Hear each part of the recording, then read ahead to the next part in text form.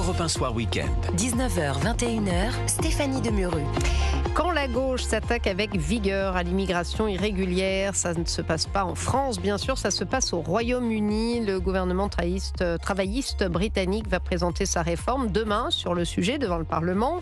La ministre de l'Intérieur en a dévoilé la teneur hier. Alors ça passe par la restriction de la protection accordée aux demandeurs d'asile, façon Danemark, ce qui s'est passé au Danemark, et la suppression de l'accès automatique aux aides sociales.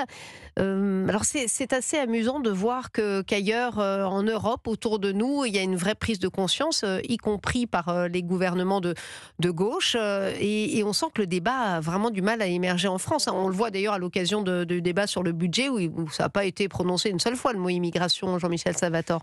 Je pense qu'il faut dire les choses franchement, c'est-à-dire que les réfugiés, c'est l'une des sources de fraude considérable à l'immigration. Alors évidemment, vous avez des réfugiés qui doivent être considérés comme des réfugiés politiques. Lorsque vous venez de pays de dictature, lorsque vous êtes menacé de persécution, évidemment qu'il faut pouvoir accueillir toutes ces personnes. Mais quand on regarde un petit peu le détail, chaque année, vous avez à peu près 150 000 personnes qui essayent d'obtenir le statut de réfugié politique en France. Et en fait, après examen du dossier, vous avez un peu moins de la moitié des personnes qui le demandent qui obtiennent ce statut. Donc vous avez plus de la moitié. Le problème, c'est qu'ils restent sur le territoire. Qui ne sont pas réfugiés et qui restent sur le territoire. Et c'est très souvent, si vous voulez, cette filière-là est très souvent une filière classique pour s'installer en France d'une façon illégale et clandestine. Donc, il y a toujours eu un certain angélisme, alors surtout de la gauche et surtout de la France sur ces sujets-là.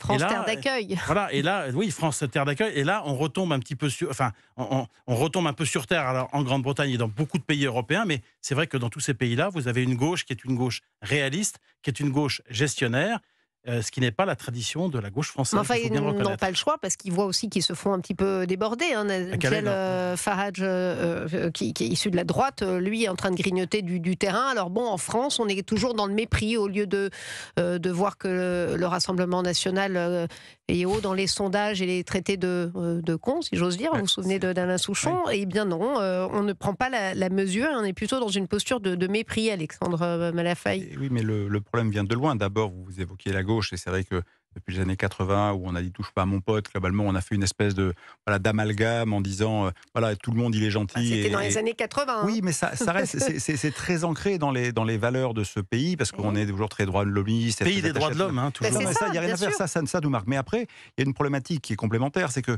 en fait, le seul parti pratiquement à avoir parlé de ça sérieusement et en tirant le signal d'alarme depuis 20 ans, 30 ans, 35 ans, 40 ans, c'est le FN, puis le RN. Et donc aujourd'hui, quand vous mettez le sujet des migrations de manière un peu, on va dire, politiquement ferme sur la table, vous êtes tout de suite assimilé à l'extrême droite. On le voit encore dans ce débat. Avec Bruno Retailleau, on le voit à chaque fois. Donc dès que vous voulez attraper ce sujet, forcément, vous êtes quasiment rangé dans le camp des fachos. Et ça, c'est un vrai sujet. Donc pour les hommes politiques, c'est difficile, parce que de fait, on a envie de se situer dans un échiquier où on dit, voilà, moi je suis social-démocrate, je suis à droite, mais je ne suis pas au RN, je ne suis pas à l'extrême droite, etc. Et ce qui est totalement, pardonnez-moi Alexandre, décalé par rapport aux Français, y compris de gauche, qui votent à gauche, qui aujourd'hui ça a été très bien dit tout à l'heure sur les préoccupations sécuritaires. Très souvent, il y a un lien entre la sécurité et l'immigration. Et de toute façon, il va falloir qu'à un moment donné, il retombe sur terre. Toute cette classe politique qui ne veut pas traiter le sujet pour toutes sortes de mauvaises raisons, on va devoir adapter nos dispositifs à l'échelle nationale et à l'échelle européenne. On n'est pas aujourd'hui armé pour faire face à ce qui nous attend potentiellement demain, c'est-à-dire des flux migratoires plus importants et qui sont quasiment à nos portes. Je ne veux pas agiter la peur, mais on sait très bien qu'aujourd'hui, on est incapable d'arrêter des milliers... Sauf que quand vous prenez des dispositions, vous avez le Conseil constitutionnel... Exactement, et la Cour européenne des droits de l'homme. Voilà. Sachant, on sait aujourd'hui, le chiffre, par exemple, d'Algériens qui arrivent en France chaque semaine et qui entrent de façon irrégulière, c'est entre 700 et 1000 par semaine, si on prend que ce chiffre-là. Donc s'ils viennent chez nous, ils ne vont pas repartir le lendemain matin. Donc on a vraiment un problème de fond, on ne sait pas le traiter aujourd'hui, mais on n'aura pas le choix que de le traiter. Le problème, c'est que plus on prend du retard, plus ce sera compliqué, plus ce sera douloureux. Par rapport justement à cette politique de anti-immigration irrégulière, écoutez Jean-Noël Barrot, le ministre des Affaires étrangères de la diplomatie française, qui a réagi. Si autant de réfugiés, de demandeurs d'asile vont se fixer à Calais en espérant désespérément traverser la Manche au péril de leur vie pour entrer au Royaume-Uni, c'est notamment parce que les conditions d'accueil sont plus permissives qu'elles ne le sont ailleurs. Je ne suis pas étonné que le gouvernement britannique prenne ces mesures, en tout cas, ou prenne des mesures pour durcir en quelque sorte les conditions d'accueil, parce que c'est aussi ce que les pays européens avaient exprimé comme attente vis-à-vis du gouvernement britannique. C'est assez amusant quand même, Jean-Noël Barrot qui parle de la Grande-Bretagne, mais bon, lui en France alors... Bah oui, il faudrait rappeler à M. Barrot que c'est un homme politique, ce n'est pas un observateur.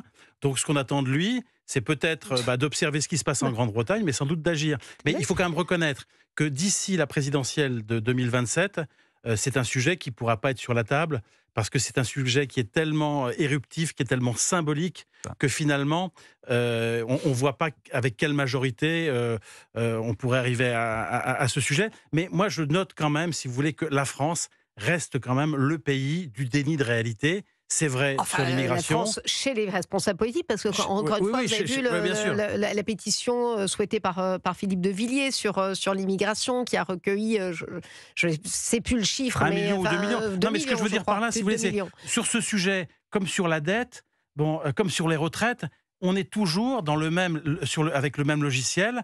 On refuse, les hommes politiques, et d'une certaine façon, souvent les électeurs, sont dans un déni de réalité et refusent de voir les choses telles qu'elles sont. C'est pas une bonne nouvelle pour nous, parce que s'ils durcissent leurs conditions d'accueil sur place, ça veut dire qu'ils vont rester chez nous.